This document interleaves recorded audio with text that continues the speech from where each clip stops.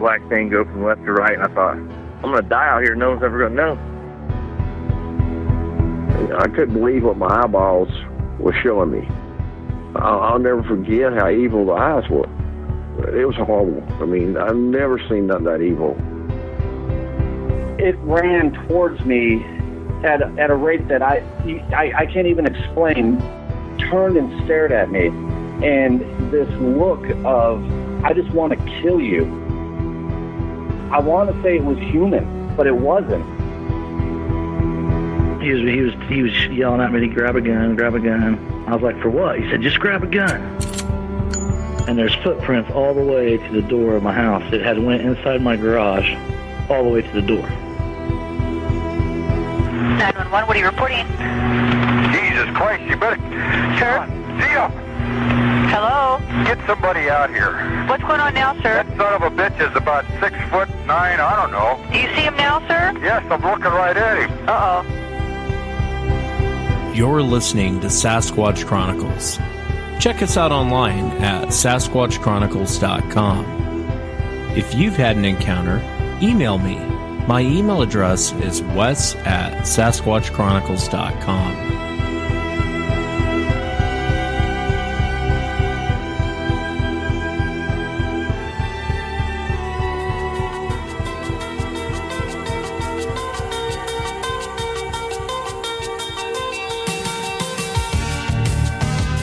Welcome to the show, everyone. Thanks for being here tonight. Got a great show planned for you tonight. Going to be speaking to Ron Morehead, and he's got a new book. I think you'd like to read that book there, Woody. I would. It's the Quantum Bigfoot. He didn't send me one, though. Well, you know, gotta be nice to people. You get nice things. Yeah. But Ron will be on the show. He'll be sharing some of the information from his new book, The Quantum Bigfoot. If you go to ronmorehead.com, definitely get a copy. I highly recommend it. And Woody is in studio here with me.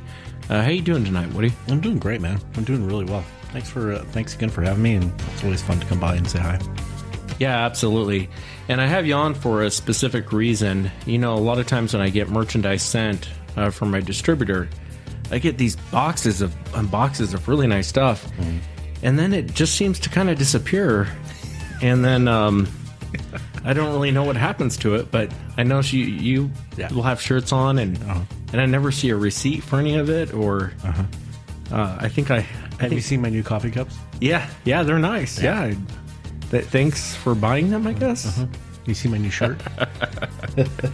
No, man, thank you, though. I'm always getting cool stuff, so thanks. So I thought what we'd do is a little game show, win Woody's merchandise. And I'm going to be having members from the website on, and it's cryptid. It's kind of a cryptid trivia. We'll go more into it in a moment, but a chance to win some merchandise. I know we'll be having Eric on here in a moment. He's a listener to the show. Thank you, Eric, for being a member of SasquatchChronicles.com. I really do appreciate it. And I know Eric will be playing for he wanted a black pullover hoodie, and I know I'll be rooting for him. I'd love to see him win it over you. I think I have a couple of those. Yeah, I'm aware that you do. Oh, gosh. So Win Woody's merchandise is coming up here in a moment. And stay tuned for the Ron Morehead interview. Again, Ron is always, like I said, a friend of the show. I love his work, and he did a great job on writing the Quantum Bigfoot. Kind of keep an open mind when you listen to the interview. But Ron's a great guy. I've learned so much from him. But let's jump into it tonight. Let's start the trivia contest. Eric has just arrived. He is our challenger tonight against Woody. And Eric is a member on SasquatchChronicles.com. Eric, welcome to the show. Thanks so much for being here. Oh, thank you for having me, Wes. Yeah, no, absolutely. And if people go to SasquatchChronicles.com, click on the shop at the top, that's where all of the merchandise is on there. Eric is playing for the black sweatshirt, the black hoodie pullover, and he's playing against Woody. I really hope you beat this guy. I hope he has his Me game too. I hope you have your game pass on there, bud. Yeah, absolutely. I'm really hoping Eric just slaughters Woody. I'd love to see it. All right, so the way the game's played is I'll ask each one of you. Wow, guy. Woody looked up and had this look on his face like, what the heck? The way the game's played, Eric and Woody, is I'll ask a question, and then some of them are multiple choice, some of them aren't. There's no tie, so the first person that wins, Eric will hopefully win his merchandise, and Woody will get nothing. So Wait a minute, I get nothing for all this? Well, good luck to you, Eric. Oh, good luck to you. So we'll start with Eric. Eric, according to the BFRO, what are the top 3 states with which report the most Bigfoot sightings? I would guess Washington State, California. I know Ohio is 4th. And Texas? He almost had it. So go to Woody. Woody, according to the BFRO, what are the 3 top states in which most Bigfoot sightings occur? I'm gonna have to go with. I'm gonna have to steal some of Eric's answers there. I'm gonna say Washington, California, and Oregon. That's correct. I think Eric was close. He said Texas. I mean, that's kind of by Oregon. What? Okay. Come on now. So we will start with Woody, since Woody got the steal. All right. Woody, the earliest accounts of Sasquatch didn't mention the tall, ape-like creature we think of today. Instead, they referred to what? Was it A, bipedal black bears, B, escaped zoo monkeys, C, bears, or D, giant Indians? What? Can you repeat the question one more time? The earliest accounts of Sasquatch didn't mention the tall, ape-like creature we think of today. Instead, they referred to what? Bipedal black bears, escaped zoo monkeys, bears, or giant Indians? Giant Indians. That's correct. So now we'll go to... well, let's go back to Eric. I want to see Eric get an easy one here. There we go. Bigfoot's snow-loving cousin, the Yeti, is usually associated with what mountain range? The Himalayas. Correct. Nice one. How come you couldn't give me that one? No, you're getting all hard questions from now on. This is... So we'll go to Woody. Woody, the word Sasquatch originates from the folklore of what Native American group? Was it the Tillamook, the Wenatchee, or the Coast Salish? Well, being's here, I'm going to say Coast Salish. That is correct. It's like in the backyard, man. I think I'm just going to give Eric a bonus point here, just for... What? Yeah. I need it. Yeah. Eric. Yep. This man's 1955 Bigfoot encountered is considered to be the most modern Sasquatch sighting. This man's 1955 Bigfoot encounter is considered to be the most modern Sasquatch sighting. The most modern Sasquatch sighting? What do you mean by that exactly? Was it by Albert Otzman, Sam Farnsworth, or William Rowe? Well, Osworth was before that. Well, who are the other two? Sam Farnsworth or William Rowe? I don't know. We'll go with William Rowe. That's correct. Nice. I didn't know that one. I didn't either. So I'll go with Woody. The term Bigfoot was popularized after huge footprints were found at a construction site outside of Klamath, California. Mm-hmm. In what year? The term Bigfoot was popularized by huge footprints found in a construction site outside of Klamath, California. In what year? Was it 1956, 1958, or 1959? Well, 58, 59, what was the other one? 56.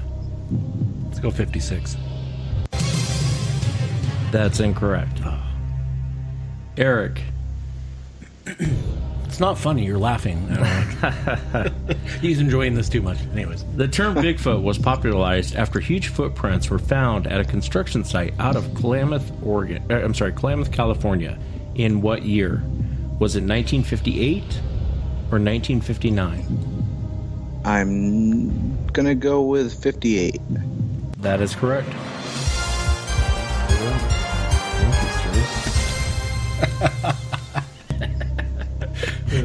And you both are tied up. Score is 3-3. Great. All right, don't call it a comeback. So we go to Woody. Okay. Woody, what is the only state without a Bigfoot sighting? What is the only state without a Bigfoot sighting? I hope it's multiple choice. It's not. Oh. I don't know. I don't know what it is. Just take a The guess. only state without a Bigfoot sighting. Only state without a Bigfoot sighting. Give Eric a chance to Google this. Yeah.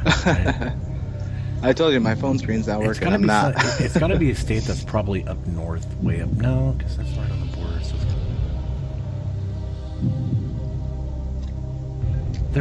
that's a trick question. They're in every state. Well, we're young. Huh? All right, Eric. What is the only state without a Bigfoot sighting? Well, the only one that makes sense to me would be Hawaii. Hawaii is correct. Oh. You guys cheated. And we'll go to Eric. Eric, what is Arkansas's most famous Bigfoot? What is the name of Arkansas's most famous Bigfoot? Arkansas, is that where the Fook monster's from? That is correct. The Falk Monster. Falk monster. How's this close? That is correct. I'll accept that. Nice, I'll accept that. Nice work, brother. Woody, what state is home to the Bigfoot known as the Grassman? Florida? That's incorrect. Eric, what state? Ohio. That is correct. So Eric stole that, so he gets another chance. I'm failing miserably. Eric, the name Yeti is probably a mispronunciation of Yeti, a term for the creature, coined by what ethnic group? The Sherpas? I have no idea. That's correct. That is correct. Eric's starting to run away. The score is 7 Eric, 3 Woody. Ouch. And so I guess we'll start with Woody. Yeah, why not? Right. Woody. Mm-hmm. Himalayan whore. Himalayan whore. What'd you call me? Yeah. I think that's the local name for the Yeti, right? Oh, gosh. Yeah. We'll start over here. Yeah. Himalayan lore originally described the Yeti as... So let me start again here. Take your time. Yeah, I need a... Yeah, take your time. Himalayan lore originally described the Yeti as... I don't know what's on my mind. A dark furred creature resembling a gorilla. B, a tall white furred beast that walked on 2 legs. Or C, a white creature resembling a bear. That's to me, right? Yeah. Let's go with C. B. A. Okay, C. Eric. Himalayan lore originally described the Yeti as A dark furred creature resembling a gorilla. B, a tall white furred beast that walks on 2 legs. Or C, a white creature resembling a bear. I think that I've heard before that a lot of the reports that they're dark. I'm going to go with A. Is correct. A dark furred creature resembling a gorilla. Mm-hmm. Do you want me to just stick around for the next couple questions? Or should I get up and just check out now? Wow, you're getting spanked. Yeah, I know. Well, I hope you have his address to send his hoodie to. All right, so Eric stole that. We'll go to Woody. Whose 1951 footprint discovery brought worldwide attention to the Yeti? Was it A, Eric Shipton, B, Francis Lay, C, Nuburu Sherpa, or D, Sir Daniel Edmund? Could you tell me the ABC thing again? Whose 1951 footprint discovery brought worldwide attention to the Yeti? Was it A, Eric Shipton, B, Francis Lay, C, Nuburu Sherpa, or D, Sir Daniel Edmund? Let's go A. Eric Shipton is correct. That was just kind of a shot in the dark for me there. Yeah. Well, we assume so. All right. I think it's getting away. The score is Eric 8, Woody 4. Oh, come on. It's a close game. Yeah. Eric, a man named Tom Slick led 3 Yeti expeditions in the 1950s. What was his occupation? Was he A, an oil man, B, a biologist, C, a banker, D, a hunting guide? Tom Slick. Not a name I'm familiar with. What were the 4 again? Was he an oilman, a biologist, a banker, or a hunting guide? I think it's A or C. A. A is correct. Unbelievable. And I even knew that one. Tom Slick was an oilman. Good job, Eric. You gotta get lucky sometimes, I guess. Woody, Ape Canyon is a gorge along the edge of the Plains of Abraham on the southeast shoulder of Mount St. Helens in Washington state. Mm-hmm. Ape Canyon was the reported site of a violent encounter in 1924 between a group of miners and a group of ape men. Name one of the miners. Oh, I should know that. I was even on the show about that. No multiple choice? No. Oh, of course. If Eric was on, he'd get multiple choice. I don't have a name for him. Eric. Mm-hmm. Name one of the miners. Type faster. From Ape Canyon? Yeah, from Ape Canyon. I have no idea. There was, 4 of them? I could not tell you. Fred Beck. What's that? Fred Beck was one of the miners. Do you think I was swearing at you? Maybe, I don't know. Kind of sounded that way. All right. Easy killer. Eric, the Patterson-Gimlin film. Oh, of course. Eric, Patterson-Gimlin film. The Patterson... I think it's a pretty obscure hold on. film. What year was that? Yeah, that's actually the question. Yeah, that's what I thought. The Patterson-Gimlin film is a famous short motion picture of an unidentified subject the filmmakers have said was a Bigfoot. The footage was shot in this year. Not multiple choice? No. That's right. Geez. That's one I hear all the time when I listen to you guys. It was in the 60s or the 50s. I've got about a 1 in 20 chance here. Less than that. 57. That's incorrect. Yeah. Woody. 67. 67 is correct. I thought there was a 7 in it. I got one. Am I close now?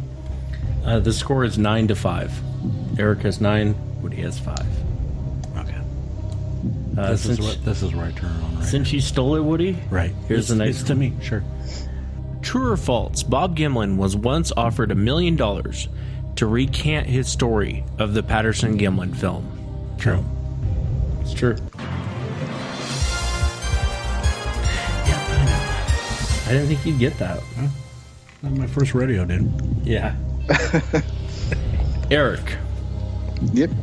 This creature is said to live in the Pine Barrens of New Jersey. The creature is often described as a flying biped with hooves. What cryptid is this? That'd be the Jersey Devil. That is correct. Oh. It's a little closer to my neck of the woods. Yeah. What do they call that thing again? Jersey Devil. No. A flying thing with hooves? What'd you say? You can rewind the show and listen to it. Just a simple question. I think it's got a horse head too, right? Yeah, sometimes a reporter with the horse head. Well, you guys can talk about it, but you can't talk to me. Woody. Yes. This Sasquatch investigator is best known for recording what has now been coined the samurai chatter? Ronald Morehead. Correct. That's not fair. He could have looked at tonight's show's. Oh no, I knew that one for sure. I'm just kidding. All right. What's the score? The score is Eric has 10, Woody has 7. What are we playing to? What's the end game here? Until I win, that's what we're playing to. Seems fair. Seems fair. We'll do 2 more questions. I can't win in 2 more questions. Yeah, I know. Aren't I up by 3? All right, 3 more questions. No. Eric, recently on Sasquatch Chronicles, there was 2 guests who described seeing a very thin, bald creature with long arms and long legs and huge black eyes. This was not a Sasquatch. The name of this cryptid the witnesses were describing is...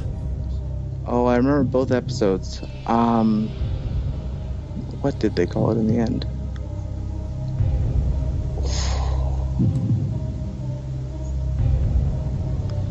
I can't recall. The first one was a girl. What the heck did they call it? A wraith? I know that's wrong, but... Say it again. A wraith? Oh, that's incorrect. Yeah, I knew. Woody. Yeah. Recently on Sasquatch Chronicles, there were 2 guests who described seeing a very thin, bald creature with very long arms and long legs and a huge black eyes. This was not a Sasquatch. What was the name of the cryptid the witnesses were describing? I think Eric was close. Is it the rake? Yeah, it was the rake. He was close. Oh. He was close. Oh, man. That was pretty good. Nice answer, man. Yeah, thanks. So we'll go back to Woody since he stole that. Woody, the Ruby Creek incident took place in 1941 when a mother and her children fled into the woods after seeing an approaching Sasquatch. What was the name of the family?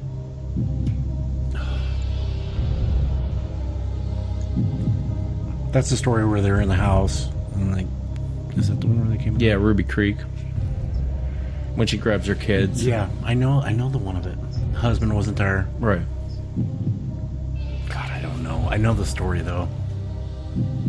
No dice. I don't know what it is. Eric. The Ruby Creek incident took place in 1941 when a mother and her children fled into the woods after seeing an approaching Sasquatch. What was the name of the family? I have no idea. You're not saying it. Johnson? That's a pretty common name. Chapmans. George Chapmans, and Jenny. Yeah, I remember the story. All right, so we'll go to... Is it you, Woody? Of course, it's me. Or do I go to Eric? No, it's me. Is it really? Mm-hmm. Okay. No, I don't know. Who got the last one? I don't know either. Was it Eric or me? No one did. No, one before that. I think Woody won. That was me. The It was a before rake. that. It was a rake. So Oh, that's right. It'd go back to me. Okay. This aquatic being, which reportedly inhabits a lake in the Scottish Highlands. Loch Ness Monster. That's correct. Or Aquaman. Wow, didn't even get through my question. Wow, Woody's catching up, Eric. The score is now 9, Woody, 10, Eric. And we'll go back to Eric. Eric, this is worth 10 points. I'm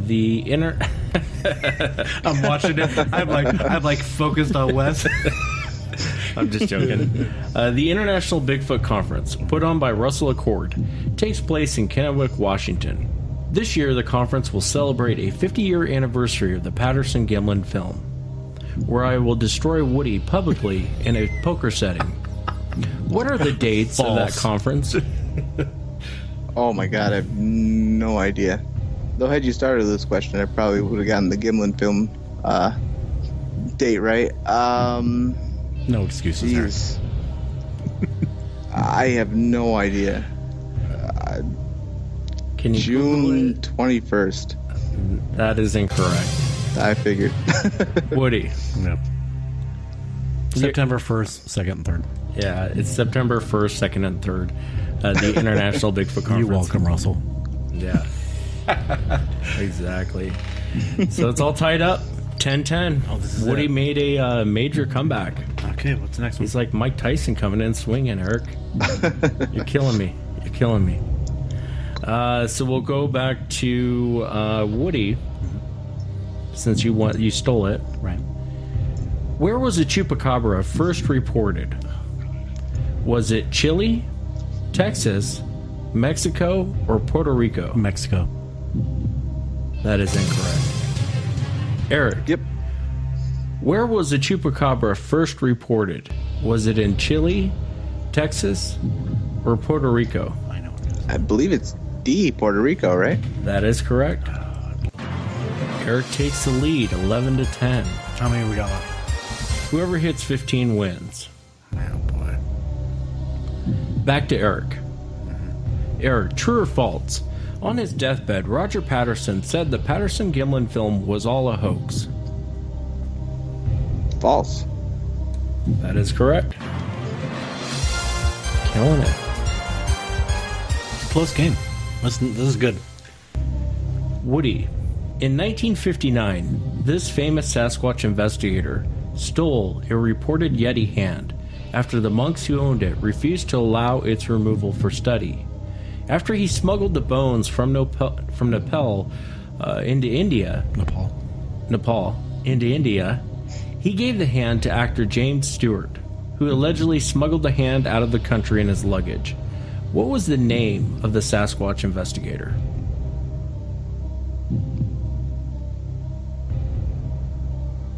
I don't know. I know the story, but don't know. Eric, in 1959, this famous Sasquatch investigator stole a reported Yeti hand. What was the name of that Sasquatch investigator? I feel like you said his name earlier in one of the questions, and it was Edward something. Sir Edward something. I don't know. I don't know. Peter Byrne. What's that? Peter That was Byrne. Peter Byrne. Bron. Oh, my gosh. We even interviewed him I at know. Beachfoot, and he told us the whole story. Oh, my gosh. You're getting old, man. You're getting old. You're getting old in your old age. I'm sorry, everybody. Let's go to Eric then, correct? Or to go with... It's your show, wherever you want. Maybe. Yeah, it's Eric. Yeah, because he didn't get it. Your steal. The term Sasquatch was coined in 1924 from a Salish Indian word, Sequoia, by what Canadian journalist? Was it E.B. Smith, D.W. Griffin, J.W. Burns, or Albert Otzman? Oh, jeez. Wasn't Osman. What were A and B again? E.B. Smith, D.W. Griffith. B? That's incorrect. Woody, the term Sasquatch was coined in 1924 from a Salish word, Sequoia, by what Canadian journalist? What were the choices again? It's E.B. Smith, J.W. Burns, or Albert Otzman. Albert Osman. The answer is J.W. Burns. No. A and I'm B still were upset wrong about. I'm still upset about Peter Byrne. I can't believe I did Burns. Woody, what is the name of Bigfoot's cousin in Florida who smells awful? What is the name of Bigfoot's cousin in Florida who smells awful? Skunk ape? Skunk ape is correct. Oh, that was a trick question for some reason. All right, Eric. You're almost there, man. Let's see if I can find an easy one.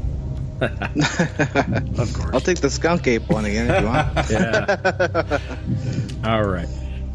Eric, the famous surgeon's photo of the Loch Ness Monster was taken in 1934, and it seems to show a plesiosaur-style creature extending its long neck from the surface of the lake. What was the picture really of? Was it A, a water snake, B, a toy submarine fitted with a fake serpent head, C, a distant view of a swimming otter, or D, a person swimming underwater holding a wooden silhouette of a serpent neck? For some reason in my head, I was thinking that it was a float of some kind. I think B. B is correct. B? A toy-fitted A toy submarine fitted with a fake serpent's head. Was there a fake one that they did with like a float from a local parade or something, or am I just making that up in my head? I'm not sure. I don't remember that one. Woody, which U.S. president wrote of a Sasquatch-like tale in one of his books? Roosevelt. That's correct. Oh, it's Roosevelt. Neck and neck. Eric's at 13. Woody's at 12. Here we go. Eric, on Sasquatch Chronicles, when I interviewed Rocky Elmore, a retired Border Patrol agent from California, he said that several agents ran into the dogman, but they did not call it a dogman. What term did they use to describe this creature? Oh, geez. I remember the episode. Was it Devil Dogs? Devil Dog is correct. Look at you. Eric's at 14. Woody's at 12. Yeah, I'm aware of what. All you need is one more, Eric. Sure. And we're getting down there in questions. What American pioneer... This goes to Woody. What American pioneer was famous for his exploration and settlement of what we now know as Kentucky? He told tales of killing a 10-foot hairy giant he called a Yahoo. What was the name of the American pioneer? Don't know. Eric. Oh, I remember hearing the term Yahoo. What American pioneer was famous for his exploration and settlement of what we now know as Kentucky? He told tales of killing a 10-foot tall, hairy giant he called a Yahoo. I think it was one of the guys at the Alamo, and Davy Crockett? No. What? Should we accept that? Should I accept that as... I don't even know what the answer is. Daniel Boone. I knew it was one of the two. Damn it. Two different. Woody says not Davy Crockett. No dice. I knew it was one of the two. Woody. Where is the sea monster known as Bessie located? Is it A, Lake Victoria, B, Lake Superior, C, Lake Erie, or D, Lake Michigan? Lake Erie. Lake Erie is correct. Woody is at 13. Eric's at 14. All right, Eric. There we go, down the final stretch. Yeah. What's the score? Sorry. The score is Eric has 14. Woody has 13. First 1 to 15 wins. Boy. Eric. The immediate craze of Bigfoot was inspired by a machine operator working in the Pacific Northwest. He casted large footprints. He went by the name of... I don't know why the question's worded that way, like I'm from 1910. He went by the name of... Anyway. Well, thank you, Alex. Yeah. The guy's name. Was it A, James Pellman, B, John Wesley, C, Jerry Crew, or D, Jimmy Del Rey? The only one that sounds familiar is C, so I'm going to go C. Jerry Crew, that is correct. You just took a shot at it. Eric wins. I didn't know the other three names, so... Nice work, Eric. Nice work. Nice work. And Eric, email me your size and everything and give me your address, and we'll get you out a black pullover sweatshirt. And I appreciate you coming on, taking the time to play, man. Oh, thank you very much for having me. It was a good time. Good time, brother. And, thank you for everything you've done. I've been listening to your show for a couple of months now, and I love it. Oh, thanks, man. I appreciate it. Yep. Have a good night, guys. You too. Man, I feel like I can't talk tonight. I feel like I can't read. I'm just like, blah, illiterate tonight. But Woody, is there any final words that you'd like to say to the audience? Anything, just final words before I bring Ron Morehead on? Words to live by. And there he goes. I want to thank Woody again for coming on. And thank you guys for listening. Eric, I hope you enjoy the sweatshirt.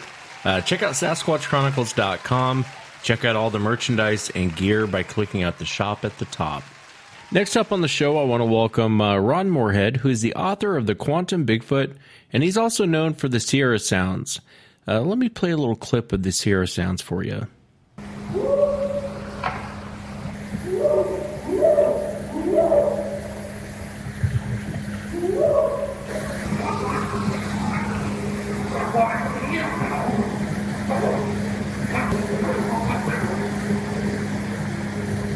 He's trying to talk to this.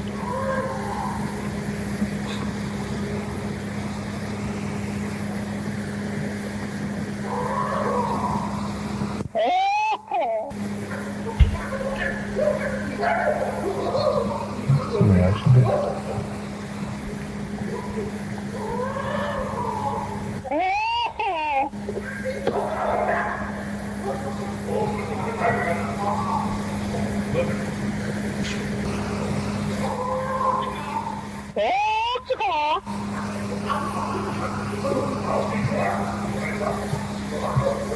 Like you're laughing at.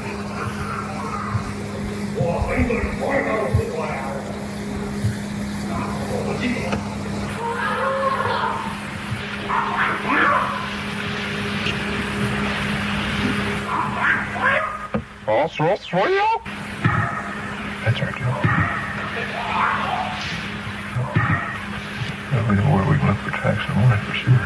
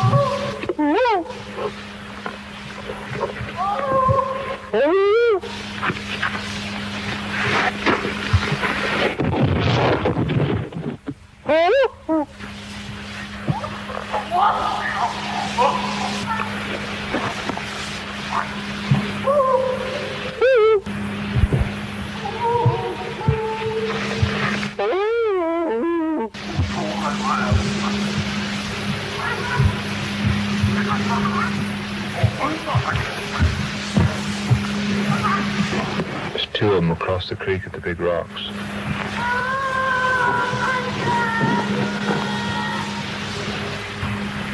It's a hard act to follow. He sounds like he talks to us and they talk to each other. Yeah.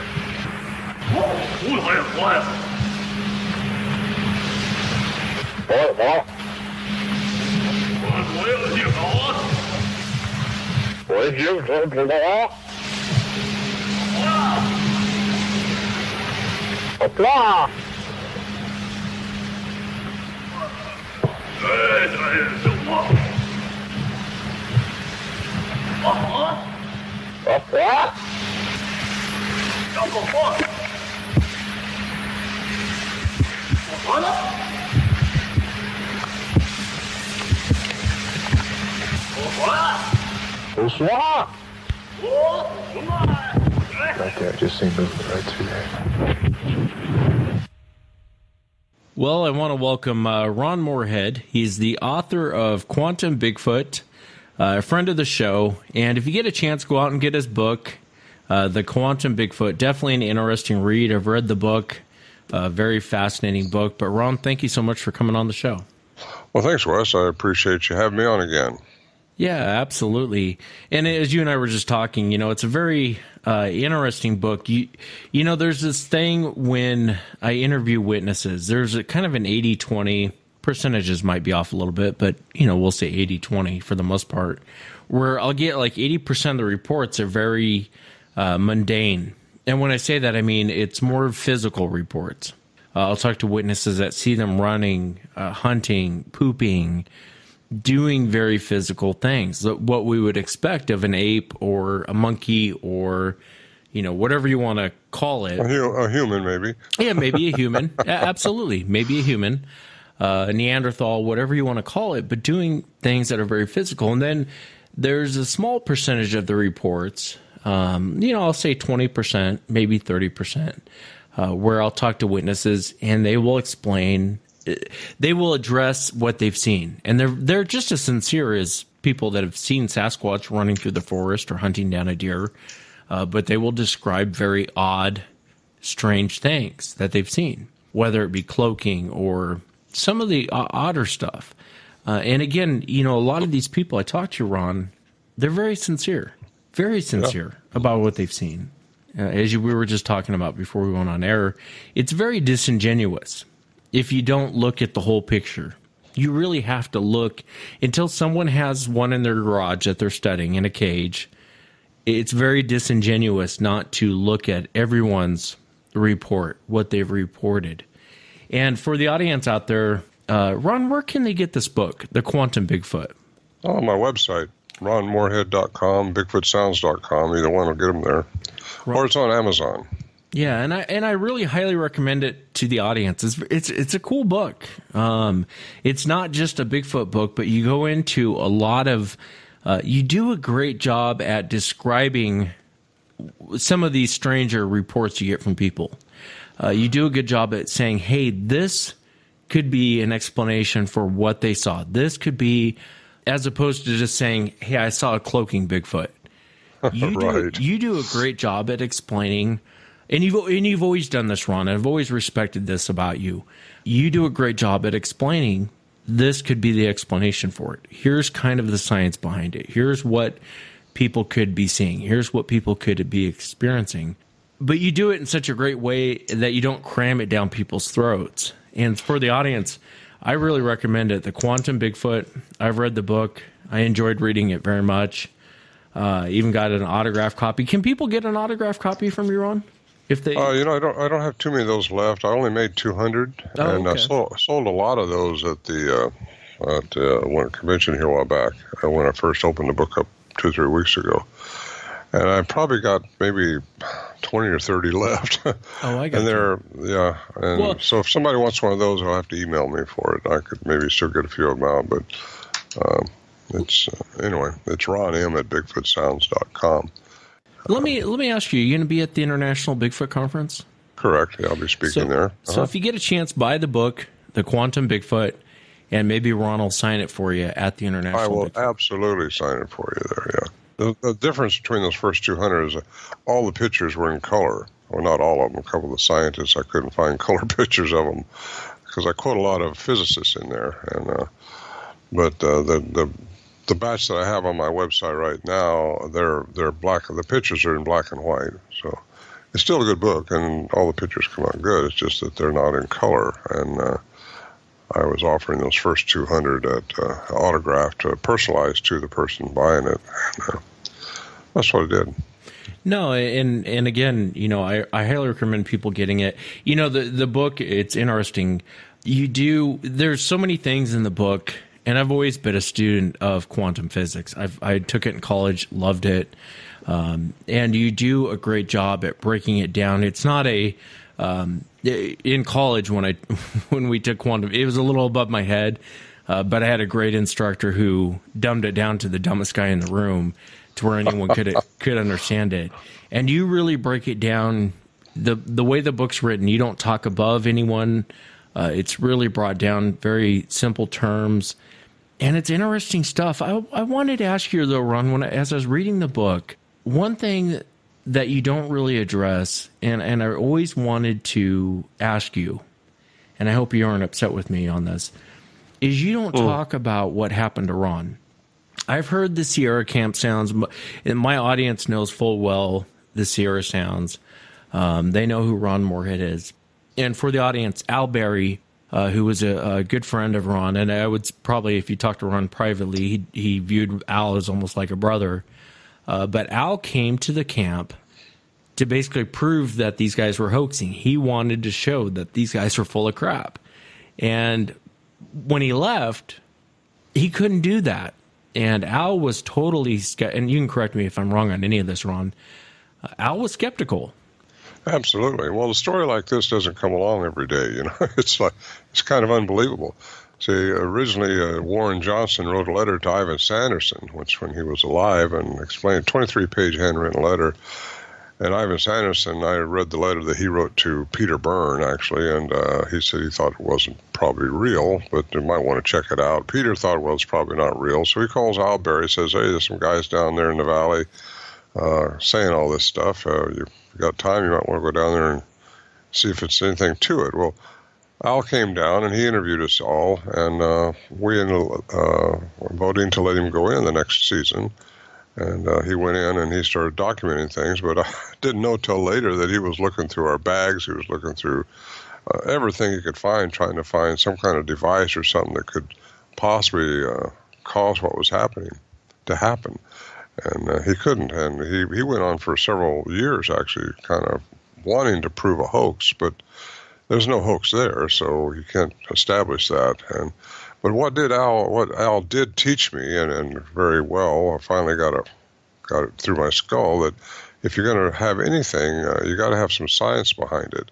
And Al knew that. He had a master's degree in science, and he took this and got the University of Wyoming to study the sounds, as you know. Most people know the history of this that's listening to this program, I'm sure, but they established that there was credibility that all those sounds had not been manipulated, they hadn't been speeded up, slowed down, and then we had the well-vetted Scott Nelson, cryptolinguist, who got into this in 2008 and actually transcribed a language. He said there is language within this, and now not just language, but language by the human definition of language, which means there's a morphine stream there, which means there's an intelligent sentence going on between two of them. And it just, we kind of knew that because we could hear them chattering. And you hear the word chatter a lot, even in John Green's book when he was interviewing Albert Ostman. When he was kidnapped up in Canada, he said that they were chattering amongst themselves. And I got that chapter in my book, too. I don't know if you got that far yet, but the Albert Ostman story. But anyway, the chattering is kind of interesting to me. I always thought there was something unique about humans and human language because we're the only ones on Earth that's supposed to be sapiens, Homo sapiens sapiens. That's contributed to humans only. But these things seem to have sapience, not just cognizance, because your dog can have cognizance, but sapience, what does that mean to us? And so anyway, I wanted to make sure that when I did write this book that I've been thinking about this for 10 years. I started writing it a couple of years ago. It's a lot of research goes into this because it's not like my first book, Voices in the Wilderness, where I just wrote my story and that's all you had to do, write what happened. Well, that was easy, but this, I really get into the science behind how some of these enigmas that are associated with these creatures actually can happen scientifically. And there is a science which most people don't realize. You were educated a little bit in quantum physics, but there's a whole universe out there that's under these rules of quantum mechanics. That's how everything works. And yet most people stay with Newtonian physics, which is 1600 and 17th century stuff, which isn't wrong, but it's limited in scope. It's all within its confines of the light frequency. And I get into frequency and vibration, and as you might notice Tesla, who was my main figure in some of this stuff, he said, if you want to know the secrets of the universe, look into physics, energy, and vibration. Energy, frequency, and vibration. So anyway, that's what we all are at a minute level. When you break everything down, we're all just energy. And sometimes it can be a wave, sometimes it can be a particle. Everything is that. So how do people, when they say these things, cloak? If you jump in and write them off, well, it's wrong. I think a serious researcher has to listen to everybody and then decide if they're crazy or if they're delusional or could there be something to it. But don't. Terry, I wrote a sentence in my book of something she said. And I thought I'd put it in there because it's pretty good. Can I read that? Yeah, absolutely. Please do. I'm talking very fast. I had some coffee just before I come on, so I wouldn't fall asleep. Okay, here's what she said. I think, as serious researchers, it's important to be mindful to not discount people who share experiences outside of our body of knowledge. Yes, we must be discerning, but open disbelief implies they are being dishonest. And for all we know, we just don't know.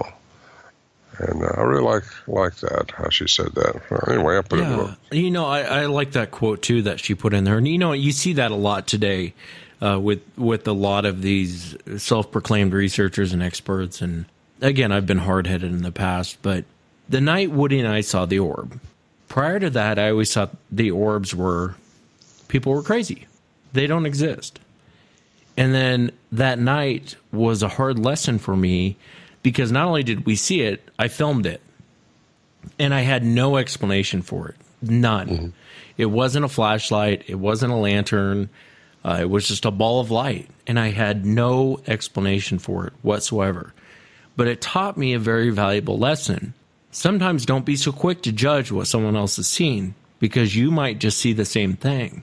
And so some of the stranger reports, I'm more apt to stop and listen to what people say and really take in what they say.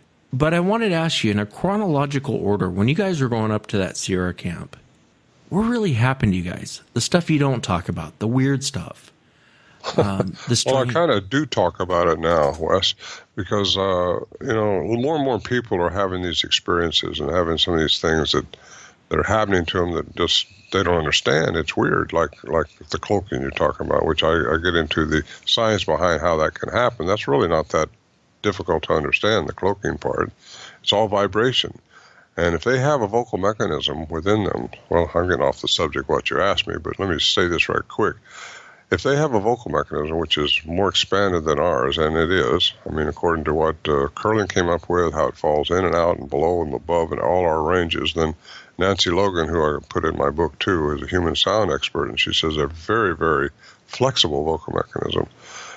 And then you got Scott Nelson, who, anyway, all this stuff adds up to telling me that maybe they have more than 2 vocal cords. The sounds we heard up there, the weird stuff that happened that you were just asking me about, a lot of it was in sounds that we just couldn't explain, like our camp being tore apart, and then you look outside the shelter door and nothing's changed. How do you explain that? Were they hypnotizing us all? Are we all delusional? How do we all hear that, and yet nothing happened? How do you hear a car door slam right outside your shelter when you're 8 miles into the wilderness? How do you hear a herd of horses coming down when there's no herd of horses coming down? Those things are crazy. I mean, they sound crazy. So if you talk about them, yeah, people are going to say, well, you're crazy. Well, no, there's a science behind it. So I think the science would be they can create these sounds with their vocal mechanism. And I really am starting to lean more and more towards that theory of how that stuff happened to us. Now, the orb's another story, the lights up there. Carrie and I were just up there, that's my wife. We were just up there this last summer, and the first night there, we're looking out, standing there, and here comes this elongated light, probably about 2-3 foot long. Wasn't real bright, but it was bright. It was shining, floating through the trees. And I mean, it wasn't like a glimpse or something. We stared at this thing for several seconds as it went from one side to the other side of this area in the campground up there. I say campground, it's our campsite. And it was just, what do you do with something like that? It was intelligently going through there. Something was guiding it, or something was in it. I don't know how that was working, but yeah, when people tell you those things, and like I'm saying this right now, it happens. So how does it happen? There's so many things we don't understand, and quantum physics get into that, and it's just an amazing subject. The more I listen and read about Einstein and Bohr and these different guys, what they went through, because so much of classical science just won't even touch this stuff because they can't explain it and with something you can see. But like I say in my book, the definition of quantum physics compared to classical physics is in classical physics you have to have a body of knowledge. You have to have samples. You have to have something you can look at, repeated experiments that come out all the same, something you can see. In quantum physics, you'll never see it because it's in the subatomic world. I say that right? It's small. It's in a different world, but it's there. And it's proven or established through mathematics. And the only way you disprove it is by disproving it mathematically. And so far, some of these things that are out there they're not disprovable. They're proved by, like alternate dimensions, different dimensions. The math and quantum physics says there's at least 11 dimensions. Well, we live in 4 counting time. So that means right now there's something going on that you're not seeing. There could be all kinds of things around you not seeing. What I really love about what I was writing in this book is how I compare quantum physics to spirituality. And I get into scriptural stuff too, if you might have noticed that, where there's so much going on in your spiritual realm that compares identically to quantum physics.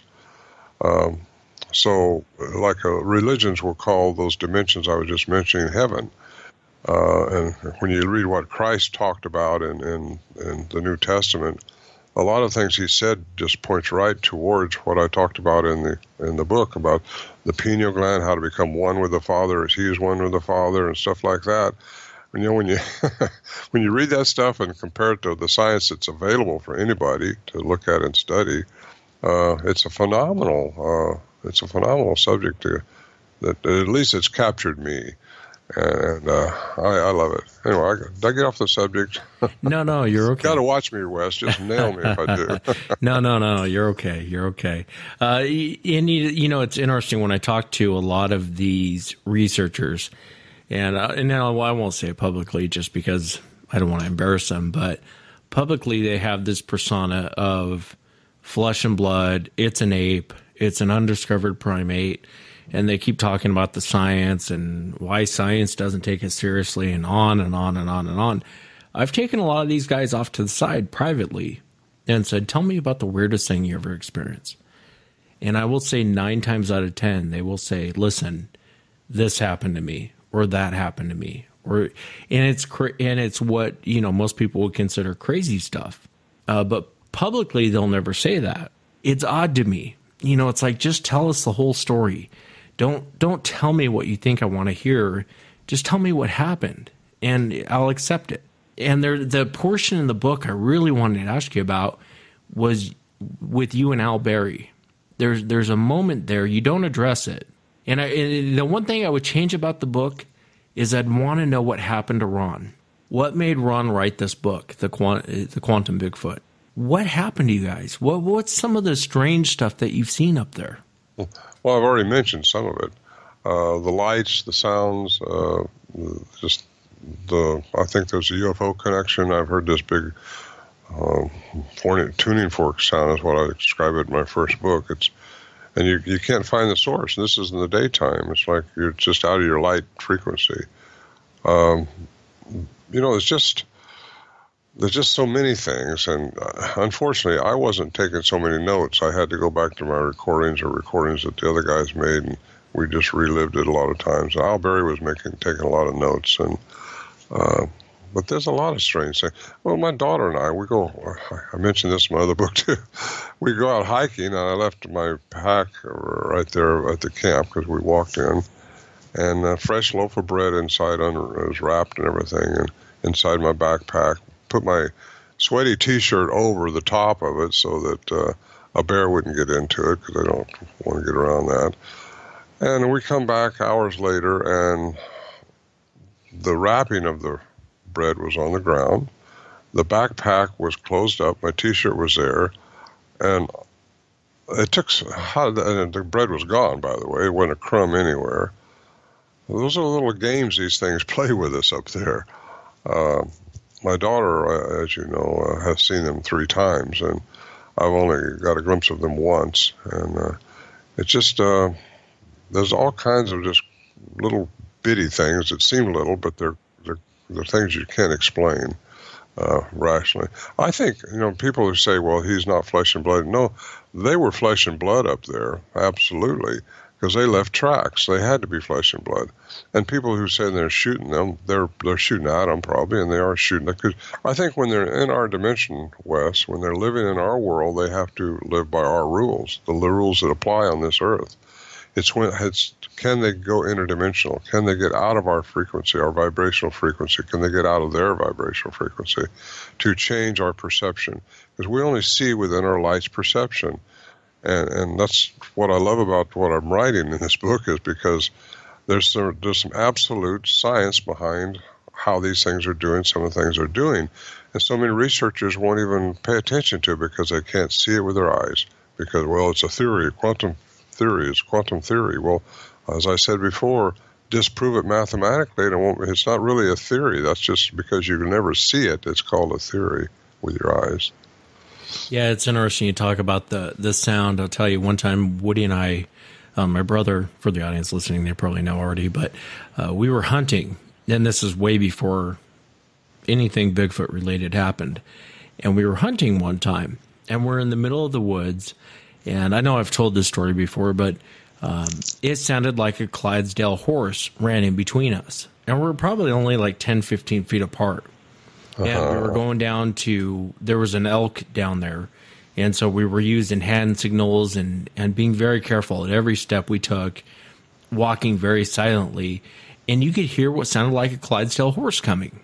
And I remember the just complete confusion. We both kind of looked at each other, and it sounded like it ran between us. And the ground didn't shake or anything, but it sounded like a Clydesdale horse ran between us. And to this day, even if you ask Woody, there's no explanation for it. None. It made no sense at all. And I remember we were kind of scratching our heads, and the only explanation, being hunters, was, well, maybe the sound was traveling. Privately, I'll tell you that's a BS explanation. That's just an explanation. It makes me feel better at sleeping at night. But there was no explanation for it. Maybe the sound was bouncing off the trees, and we're trying to explain what happened. And so, as you guys went up there, you would think that these things, you guys saw them all the time up there at this. Not all the time. No, we didn't see them all the time. We saw them occasionally, just glimpses, but they're very stealthy. They don't want to be seen. I don't think they're really.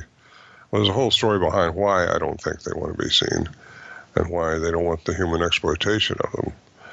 But no, we didn't see them that often. My daughter's seen them over the years 3 times. The Johnson brothers got glimpses of them. I've got a glimpse of them, me and another guy. But they don't just come right out and look at you and shake your hand. Actually, one of them did with my daughter up there. He didn't want to shake her hand, don't get me wrong. He was standing about 75 feet away on a tree. We both had our back. We was up there. We'd walked in. And she got up and turned around, and this thing was just standing there looking at her. And she was speechless, just speechless. And I couldn't even find it until I finally got looking up at her and turned around and looked myself, and it was gone already. And she said it turned over and went behind into the trees. But I got a picture of that, a rendering of that in the book, too, the back of that book that you've got, of what she saw. And anyway, that deal with the horse you just talked about, had the same thing happen to some friends of mine. I was with them at the time. But they said it sounded like a horse was running right through the camp. And we didn't have any horses at the time. And so it's just amazing what kind of things happen around these. And you don't know if you're hearing into another dimension or if they're making those sounds with their vocal mechanism just to play with you. I do think they toy with you. They're not all the same. I mentioned that, as you know, in my book, too, what some of them could be. And some of them could be bad and some of them are good. And from different genomes, actually, because I think there is a definite UFO connection to some of them. And the most common one, I think, though, is probably the ancient ones that's been here a long time, and they've crossbred and inbred with indigenous people, and they've become more human-like. They may have lost some of the attributes that some of these other ones have. And so I don't know that they all have language as we've recorded, but I know I've had a lot of people tell me, I've heard exactly those type sounds, but they don't have a recorder with them. It's like Osmond didn't have a recorder up in Canada when he got kidnapped, but they were chattering. So anyway, there's a lot to it, and it's been quite an adventure. Yeah, no, it is. And I tend to agree with you. I think that there is a language that these things have. I've had a lot of people on the show, a lot of hunters, believe it or not, that are sitting in tree stands early in the morning, just sitting there. I just had one recently on the show, and he was talking about hearing this. He said it sounded like language, two guys talking to each other. He didn't understand a word they were saying, and they were talking kind of fast. And I played a small clip of the Sarah sounds. And he goes, yeah, that's pretty close to what I heard.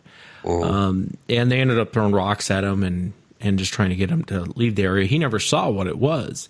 I do believe that there is a language with these things. What worries me, my biggest concern with all of this, Ron, is what are they?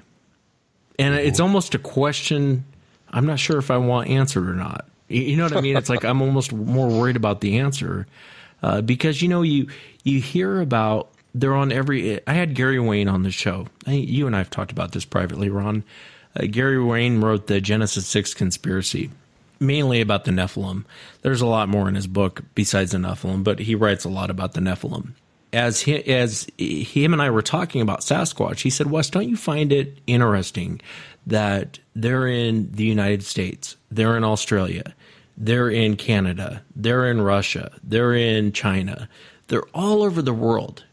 Yet, what evidence do we really have that they exist? Well, that's the problem. That's the problem classical science has, is they have to have the evidence. Show me the evidence or I won't believe it.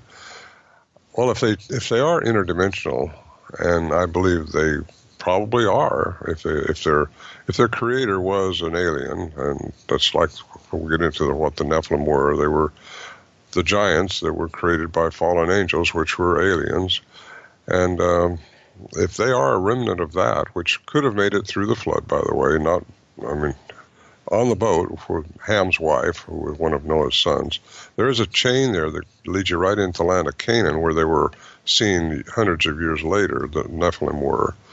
And if there was millions of people on Earth when the flood came, and if Ham's wife, and I do believe it was Ham because everything points towards that, Ham was one of the sons, Noah's son. If she had a gene for Cain, that would have been an ancient one. I'm not saying, but still, you get all the way into the land of Canaan, and that's where the giants were when the children of Israel went in there. You've got giants there, but were they the good ones or the bad ones? Were they the Nephilim? According to the children, the guys, the spies that went out, yes, they were the Nephilim. But that means they were giants. They were warring people. I'm getting off the subject here, but there's all kinds of different ways that these things could be different. They could be good and bad from different genomes. And you hear that a lot too. And you're right. The Nephilim, for the audience, I mean, I've done 2 Nephilim shows. They did show up after the flood. I mean, that's almost undisputed at this point that they did show up after the flood and in great numbers for the most part after the flood. And when Sasquatch reports, you do hear very violent, aggressive reports, and then you do hear other reports where they seem to just kind of get up and leave and don't really want any sort of altercation, which is odd because you would think, let's just say it's an ape for a moment. You would think the behavior would be the same across the board, and it's not. It's kind of all over the board. I mean, some of the reported behaviors are the same, but some of them aren't. You know, it's kind of like a coin flip, whether you're going to have problems or not. There seems to be a curiosity with them and how they interact with people. And then sometimes it's just, they seem like they want to kill you. Well, some of them may want to kill you. You know, that's the 411 stuff all about. I shouldn't have said that because David never does claim that that's what 411 is, but he's researching this stuff, how people turn up missing. And he's concerned about me going up there by myself when I did a couple times, and because in Yosemite, and this is north of Yosemite where we go, not in Yosemite itself, but a lot of people, it's one of the hubs of where people turn up missing and never found. People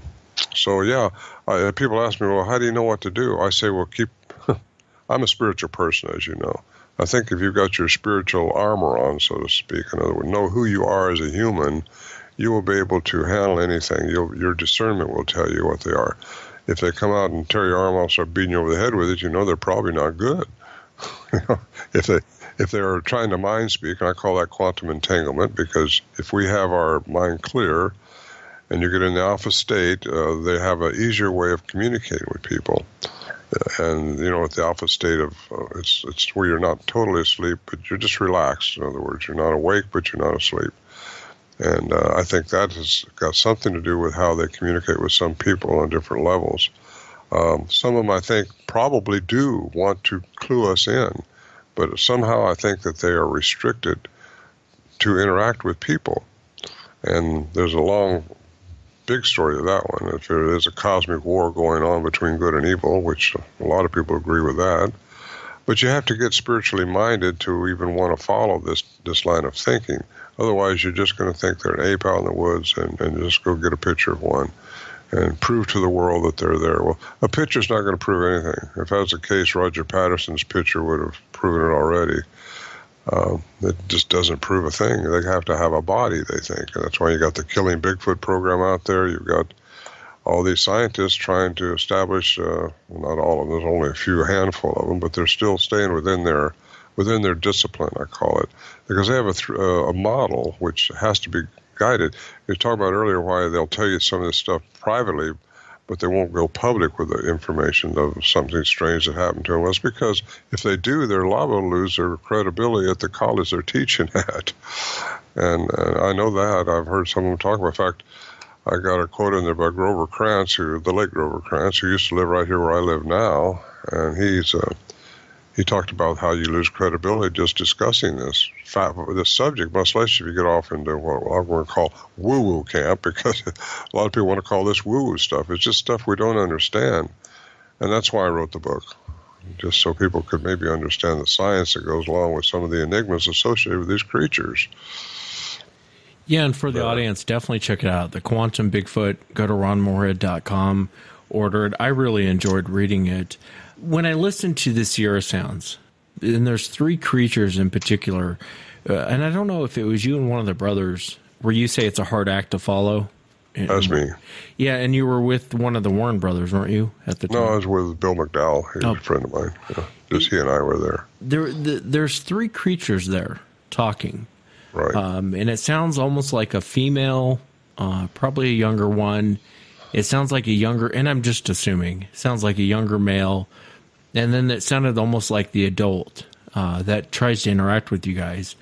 And he almost, if you listen to that recording, is creepy. It's creepy. I mean, maybe, and I hope I don't offend you by saying that. It's creepy when I listen to it. But the one that's really has the big voice and he's trying to, that particular recording doesn't sound so aggressive. It almost sounds like he's trying really hard to communicate with you. Is that what you thought at the time? Well, that's what I thought.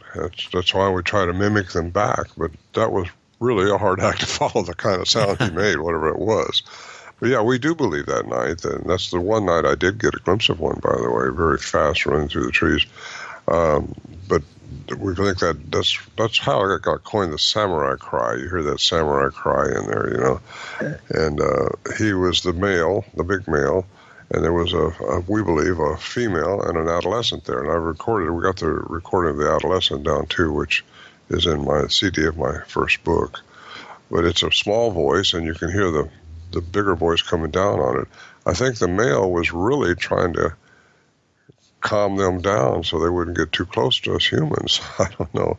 But that's one of the first times they really came out like they did before we ever got inside the shelter. And this was 3 years after it started happening up there.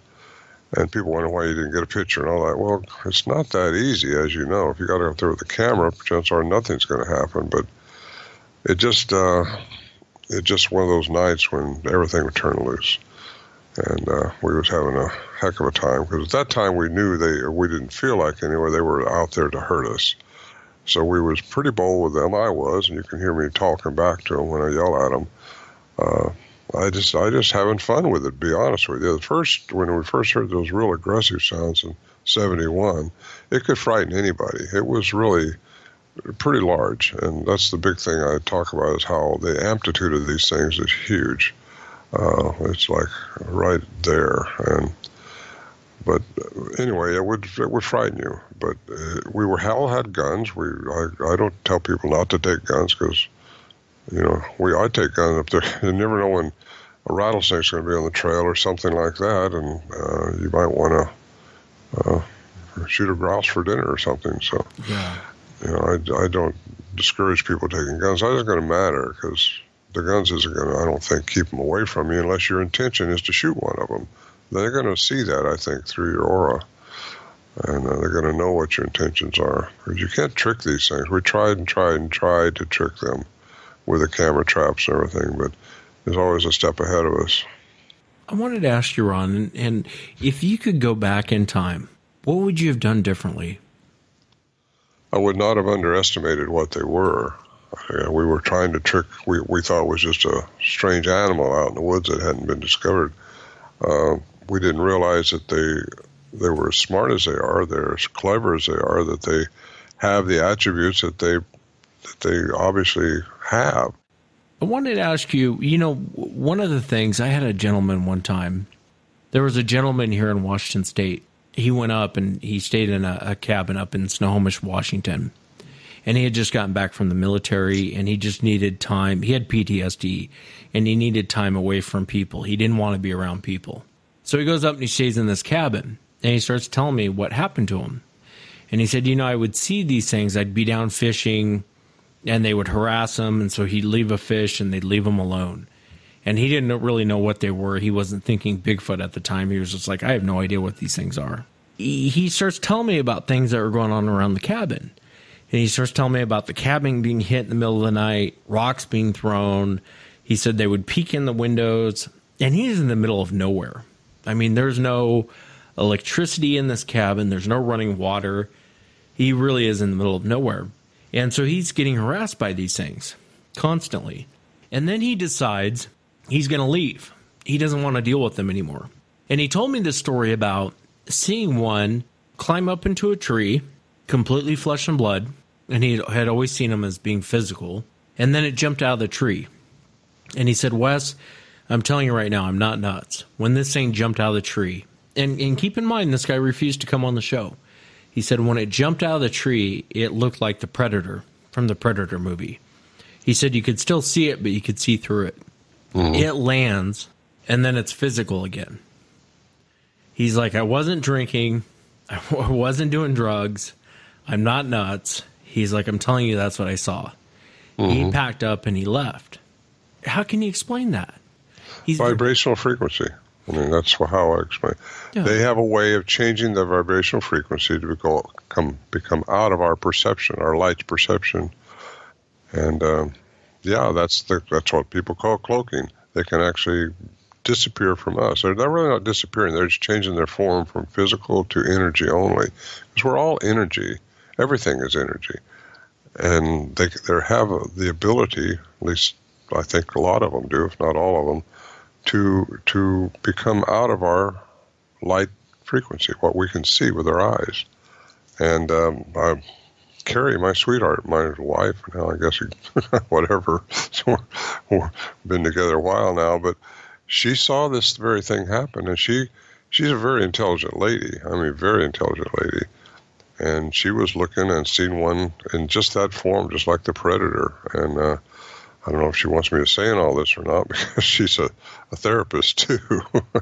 But she saw this happen and just pull her right into the woo-woo camp quickly. But again, it's not woo-woo. It's how they do it scientifically.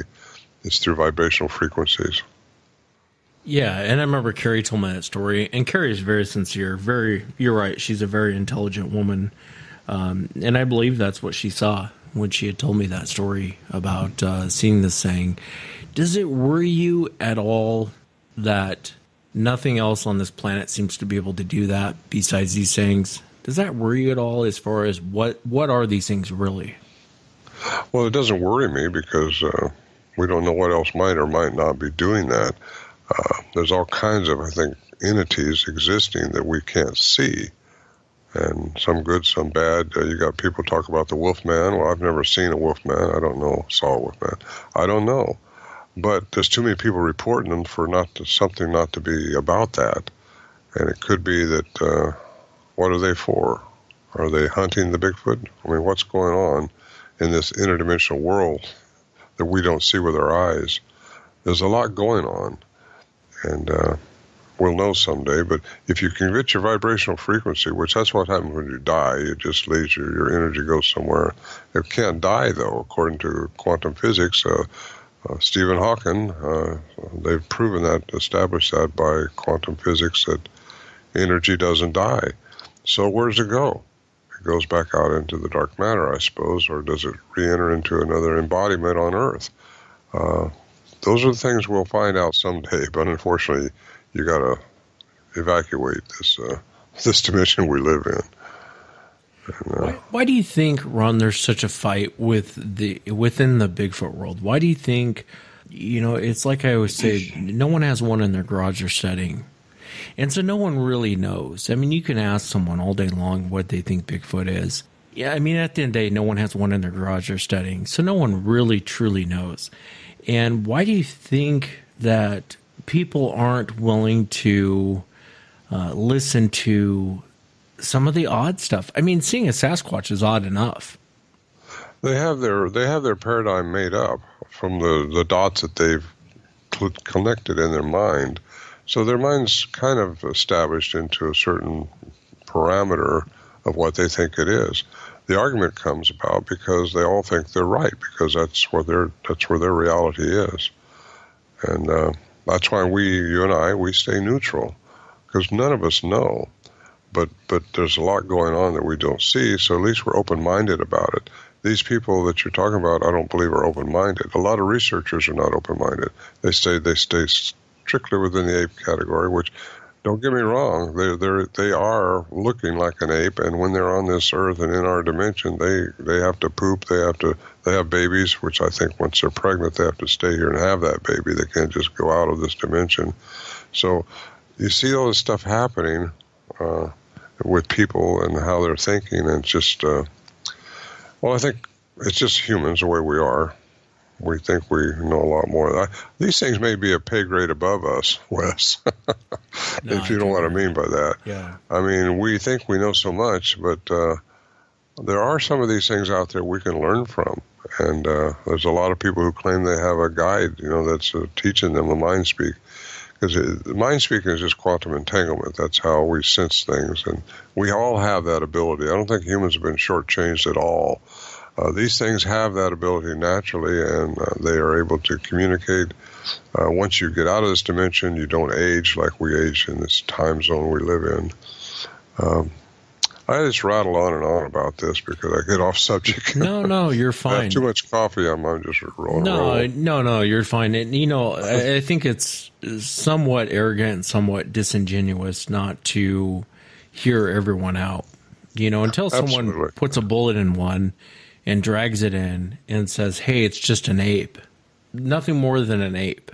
It's very disingenuous not to. If you're a real researcher, I hate the term researcher, by the way. I think investigator. Researcher implies you have one in your garage you're studying, and you're writing down notes every day on what it eats and what it does, and on and on and on. Investigator is, I guess we're splitting. I guess I'm splitting hairs, but if you're truly going to investigate this or research this, you have to look into everything. You have to put aside your preconceived notions on what you think it is. Because at the end of the day, you don't know. And I say that to the researchers out there listening. You don't know any. I always say the comment, and this pisses a lot of researchers off, but I always tell my audience, whoever you follow, whatever researcher you follow, stop and ask them, tell me 5 things interesting about Sasquatch that no one else knows. You've been researching this for 40 years, 30 years, 20 years, great. Tell me 5 things interesting about Sasquatch that no one else knows. And I guarantee you they can't come up with one. So what are you researching, really? You're investigating this topic. And if you're going to investigate this topic, you have to take the time. Now you might come across someone where you go, well, that guy's nuts. That guy's just completely insane. And that's fine too, but at least stop and listen to what he has to say.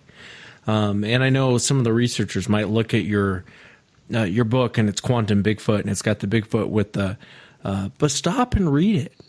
The way you wrote the book is very intelligent, and there's a lot of theories in there to where you might have a preconceived notion of, well, that seems crazy. And then you read what you wrote in there, Ron, you're like, by the end of it, you're like, yeah, I could actually buy into that. I mean, that makes sense, what you're saying. Well, good. I'm glad to hear that, because I haven't really gotten any feedback, not too much feedback on the book yet. Because I just sent out 17 of them this morning, believe it or not, and I've sold quite a few of them. But so far, I haven't got any feedback from it. And I've tried very hard to make it in simple terms so people could understand it and how it might relate to what goes on with these creatures that so many people are reporting. And these people are not delusional people that I can see. They're heartfelt people who really believe they saw what they said they saw. And so what do you do with that? You really need to investigate it. I like the way you said that, Wes. Investigate it. Yeah, investigate it and come to somewhat of a conclusion. And I've talked to so many people that have had, I mean, you wouldn't even believe it, Ron, half the stuff. You think the stuff you're talking about is off. I mean, I could tell you a lot of things that were, I just listened to it and I'm like, wow, that's, but by the end of the conversation, I'm like, this person's very sincere.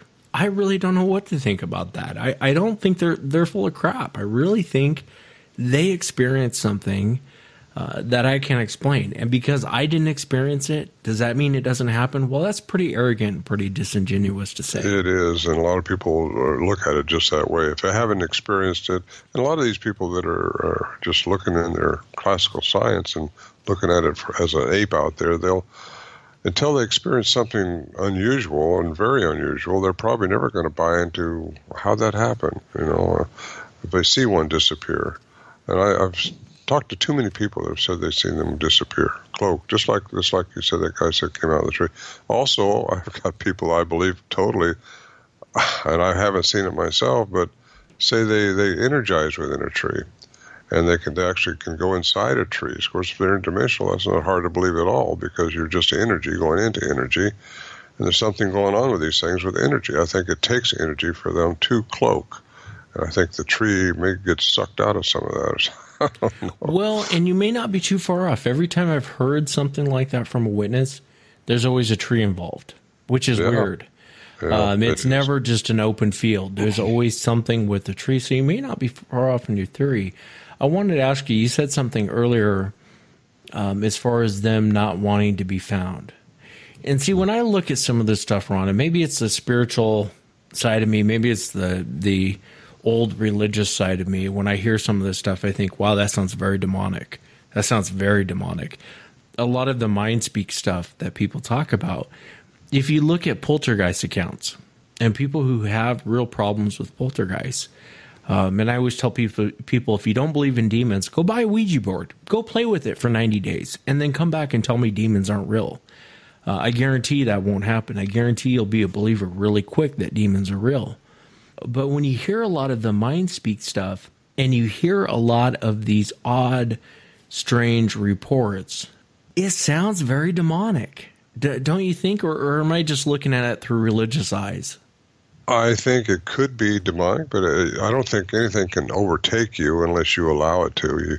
And mind speaking doesn't overtake. That's just connecting to the pineal gland inside of you.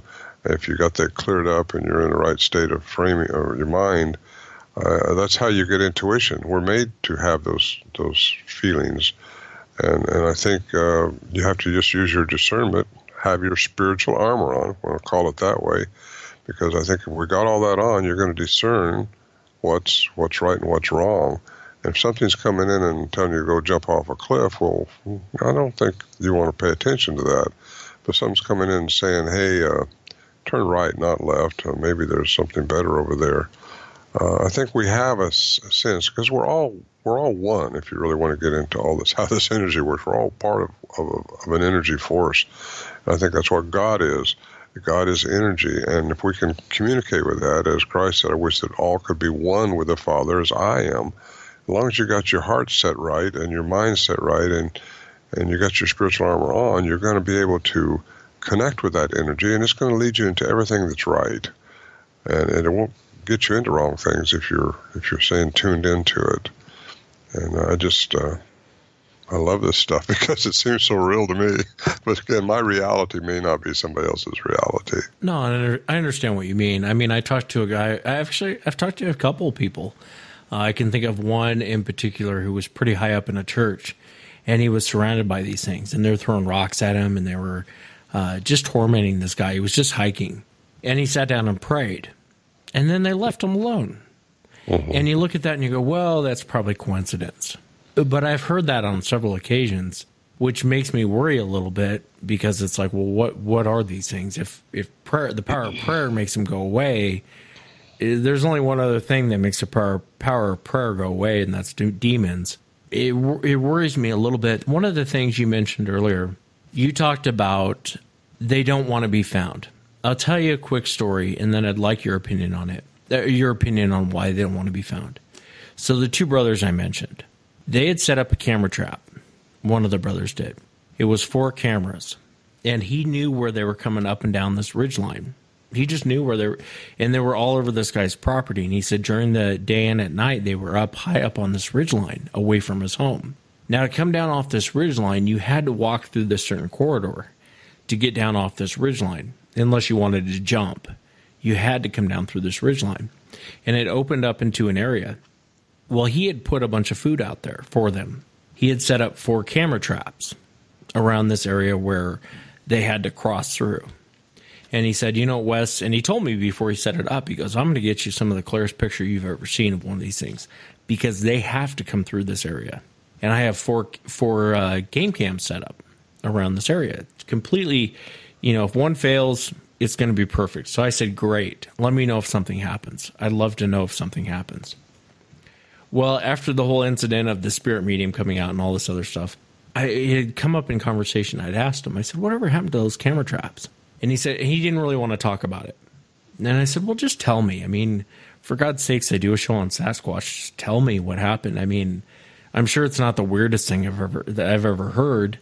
And so he was telling me about, he had set up this food in the middle of this area. And he went back and the food was gone. And so he thought, well, I'm going to get a raccoon, I'm going to get a bear or a Sasquatch. I'm going to get something eating this food. And so he pulls the cameras off. And he said the first camera failed at about 4 minutes. It was like 4 or 5 minutes in, it failed. And so he thought, oh, that's strange. The food was gone when he went back.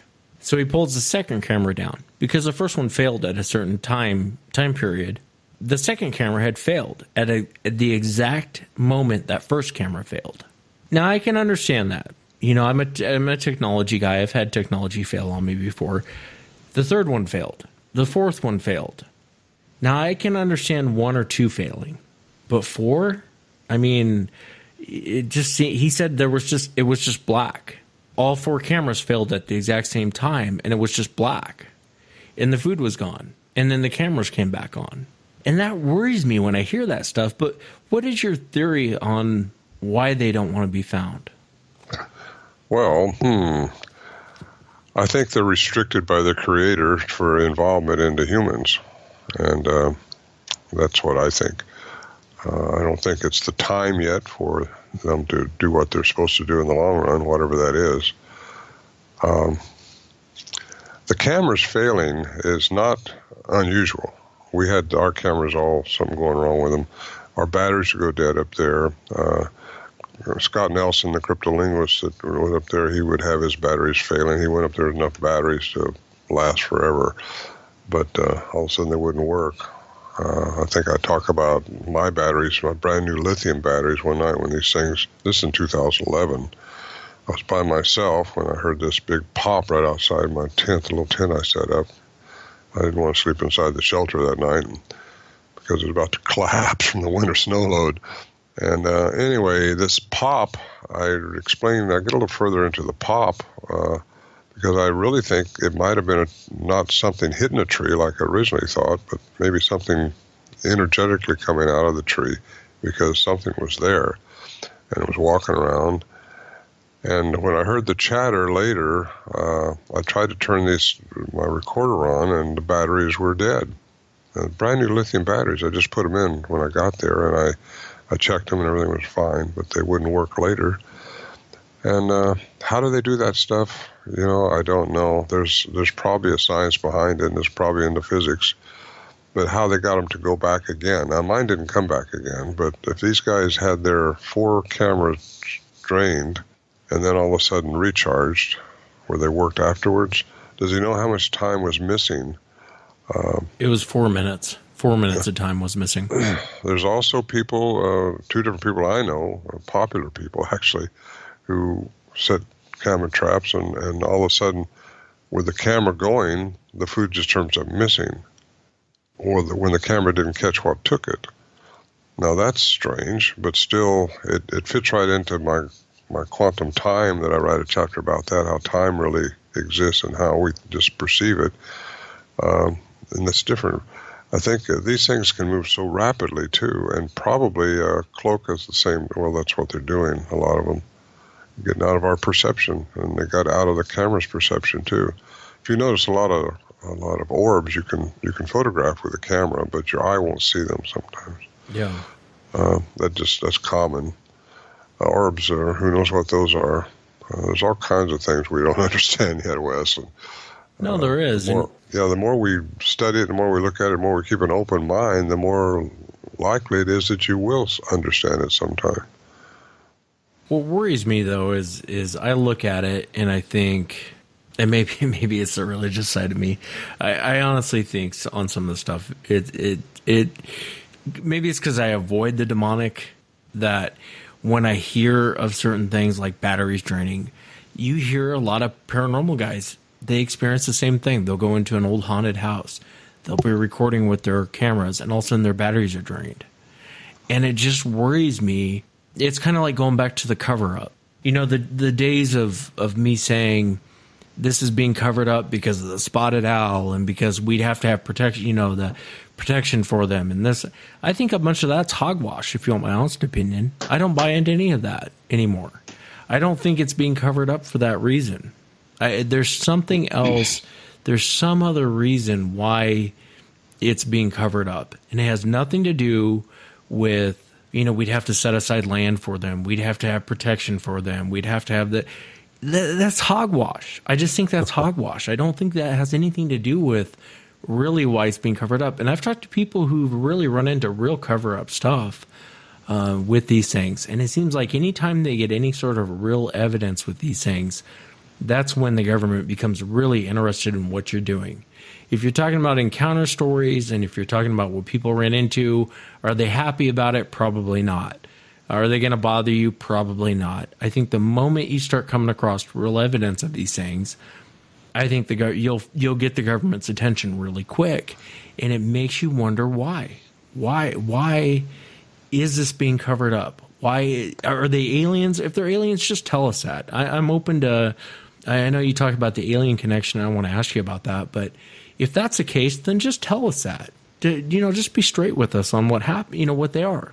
To say that they're in Australia, they're in Russia, they're in China, they're in the United States, they're in Canada, and yet there's not a lot of evidence that they exist, it's odd.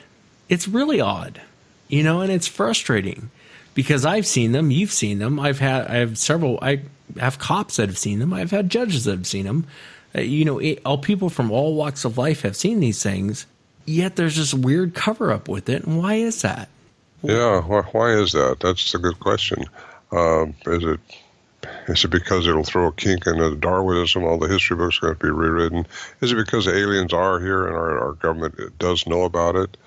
Is it because maybe there's a secret? There's just a conspiracy going on, and we're not allowed to know a lot of things. It's like all the information. Do we really believe everything our government's telling us right now? Most people don't. And I'm one of them. I don't believe what I hear. I don't believe what I hear on the news, hardly ever, because you don't know what's really going on. That's why I kind of impress my people. Don't judge other people because you don't know what's really happening. And we all like to know, but it's going to throw a kink into a lot of things if the actual truth comes out, which it will someday. I don't know if it'll be in our lifetime, but these things are multiplying. There's more and more evidence of them. More and more people are seeing them. More and more people have UFO stories to tell. South America, Central America, even Canada, UFOs are getting to be pretty commonplace. But you report one here, and somebody's going to laugh at you, and they're going to grin and wink an eyebrow, wink something at you when they're telling it on the news. It's just the way our culture is right here in the United States.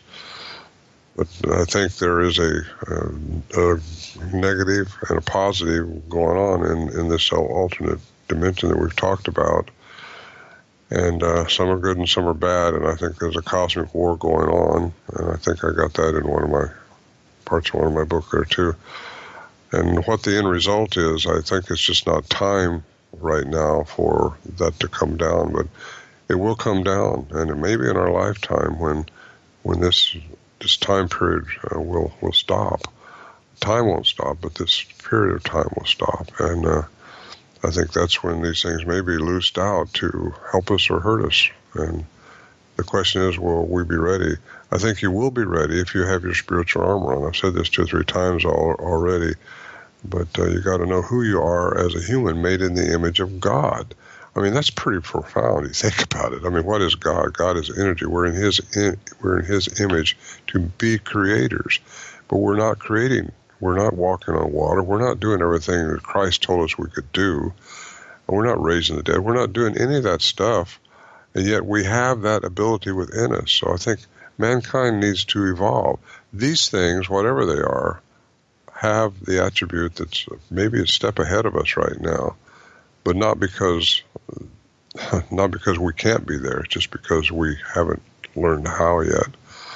So just keep an open mind, I guess, is the best way to explain that. Yeah, no, and I agree with you. You have to in this subject. I think if you have come to the conclusion, and I know most of my audience isn't probably going to be happy with me saying this, but if you've come to the conclusion, whatever your conclusion is, whether it's an ape, whether it's an alien, then you already have it figured out. There's no sense in learning anymore because you have it figured out in your mind. But the fact is, until one actually is brought in physically, no one has anything figured out.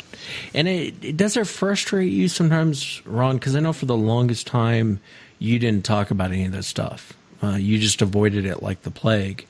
Does it frustrate you when you talk to other quote-unquote researchers and they're unwilling to hear what you have to say? Yeah, a little bit. Because if they're unwilling, I don't talk to them anymore until they ask a question. I don't feel like they're ready for the answer. So they need to ask me something before I'll make a statement, and I'll tell them what I think at that point. Once I've sensed that they're, working against me or something, I just don't say anymore. Why? They've got their mind made up. I don't have my mind made up. It just seems like over the years, 45 years I've been doing this, Wes, and more than that now. That's what I said last year. but I've thought this and I've thought that, and all these things lead you into another step, another place in your paradigm. You start putting all the dots together to make the picture that you've got. And each time you learn something new, you can add another dot there. And first thing you know, you got something that kind of holds water. And classical science doesn't answer this for us. Now, you said when they bring one in, they will know. Well, we'll know about that one. We won't know about them all. We'll only know about the one. We'll find out if he's got 2 parietal bones or 1 parietal bone in his head. We'll find out, what the sagittal crest is about, why some have it, some don't have it. Sure. It's just there are different ones, and we'll only know about that one. And sure, it'll be, if ever it happens, and it might happen, but if it ever happens, where one is brought in, and surely it will be someday. Somebody's going to nail one and get away with it. I shouldn't say that because I don't know that to be No, I understand. true. Yeah. But yeah, we will only know about that one. We'll know if it's what it is, because I think the mitochondrial DNA, the maternal side, is probably going to show up human, just because that's probably what they are. They are part human. That's what gives them their sapience. The nuclear DNA is another story. That will tell us where the father came from, really, if it's alien or if it's some type of ancient troglodyte. Yeah, and I think probably what you just nailed on there is probably why it's being covered up. I mean, and that's just my own theory, but the notion that it's just an ape out there running around that we haven't caught up with, again, I have a hard time really buying into that. I just do. And, a lot of these people who have it figured out, show me what you got. Let's see what you got. But they got nothing. No one really has anything. I mean, you have great sounds. Roger Patterson, Bob Gamblin, they filmed a great video of one. But it's all, you can just take little bits and pieces and come up with a theory based on it. But you're right, Ron, there's a lot of things you can't explain. I'll talk to people who run into weird. I'll give you an example. There's a lady at one time I talked to, and I won't say who she was. Publicly, she's very much like, science, science, science. This is why science doesn't take us seriously, on and on and on. I mean, just, you'd think she's a scientist. She's probably just has a high school diploma, but the way she talks, you think she's some scientist. And I took her to the side one time, and I was asking her privately, have you ever had anything odd happen? Have you ever had what's like the strangest thing that you ever have happened when you were out here? And she privately was talking about mind speak, and I was blown away by it. Because you see this online persona of, it's an ape, it's Gigantopithecus, and then privately she tells you weird things that have, seeing orbs. You mentioned something about science a minute ago. It reminds me of something I've dug out of Live Science, this paragraph here. I'd like to read it to you. Can I read it? Yeah, absolutely. It says, science must change as it discovers that its net of evidence is equipped only to catch certain kinds of fish, and that is constructed of webs of assumption that can only hold certain varieties of reality, while others escape its net entirely. Science, perhaps without even being aware of it, has narrowed its field of vision. And anyway, I like that sentence. No, I do too, and I tend to agree with you. You hear about all this science this and science that, and it's interesting when they talk about us coming from cavemen. Well, explain to me how the pyramids were built then. Explain to me how you're telling me some dumb caveman, we came from this or we came from monkeys. Give me a break. Really look at history and then explain to me how this stuff happened. Don't tell me that we came from apes and back in the day they built the pyramids or they built you can look at some of the ancient, and I know you're a student of history, so you know this more than anyone, Ron. But for the audience, when you start looking at some of the historical things that have happened thousands of years ago, it's almost like we're a dumber version of ourselves back then. I almost think we were smarter back then than we are today. We've become a dumb version of ourselves back then. But if you listen to science, we came from cavemen. Well, give me a break. You know what I mean? It's like you're not going to sell me that bill of goods. Well, as you know, I've been into Peru and Bolivia a couple times and with scientists, and we looked into the megalithic structures, the pre-Inca people, and there were hybrids. And that's all there is to it. They have a single parietal bone. That's why I wanted the sagittal suture and the elongated skulls that came across down there and all. They were not totally human. So what do you do with that? There have been people here that have advanced knowledge how to move those big boulders, of some of them over 100 ton, into areas 13,000 feet up on a mountain with no mortar at all, put them together like a jigsaw puzzle. And there's been advanced people here. So how did we get dumbed up? I think we've calcified our pineal gland, to be honest with you. We're not making the connection that we have or we're entitled to make. We're entitled to have that connection with the total energy of the universe, and that's where God is, and that's what will give us our real reality. The book, again, for the audience, The Quantum Bigfoot, go to Amazon, go to ronmorehead.com, get yourself a copy. I really enjoyed reading it. I always enjoy talking to Ron. You and I talk, I'm sure we'll talk at the International Bigfoot Conference, but I just enjoy our conversations, Ron. There's a lot of things that have happened throughout the show and over the years where I don't have an answer for. It doesn't fit into the ape theory. And you're one of the guys that never beats me up about it, and I'll come talk to you about it. And you'll say, well, it could be this or it could be that, and you just kind of walk me through it. And I've always appreciated that about you very much. And you don't see a lot of that in the Bigfoot world. I know most of my audience isn't in the Bigfoot world, but it's a landmine. It's a minefield in the Bigfoot world. People are so quick to cut each other's throats, and I've always appreciated our friendship, and I hope people go out there and get it. The Quantum Bigfoot by Ron Morehead. Go to ronmorehead.com. And while you're there, definitely pick up the Sierra Sounds. It's some of the coolest audio you'll ever hear. But Ron, I really appreciate you coming on the show. Thank you, Wes. I appreciate you having me again. Thanks, Ron. And that's it for tonight, everyone. Remember, if you've had an encounter, shoot me an email. My email address is wes@sasquatchchronicles.com. And I want to thank Eric for coming on. We'll get your Sasquatch Chronicles sweatshirt out to you. I also want to thank Woody for coming on. That sound makes me laugh. That's what he sounds like in real life. Until next time, everyone.